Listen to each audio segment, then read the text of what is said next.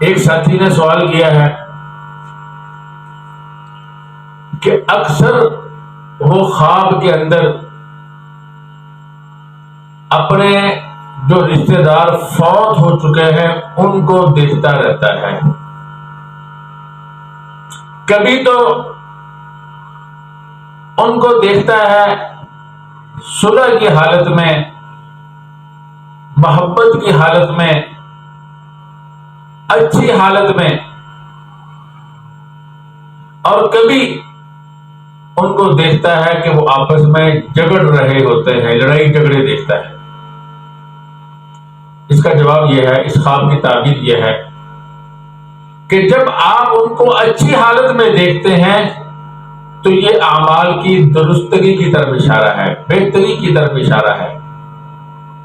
جب آپ لڑائی اور جھگڑوں میں دیکھتے ہیں یہ احوال اور اعمال کی خرابی اور فساد کی طرف اشارہ ہے. تو لہذا جیسے آپ خواب دیکھیں اسی کے مطابق آپ اپنی زندگی میں غور کریں. اللہ رب العزت ہم سب کی خوابوں کو اچھا اور عمدہ بنا دے. وآخر دعوانا ان الحمد للہ رب العالمین.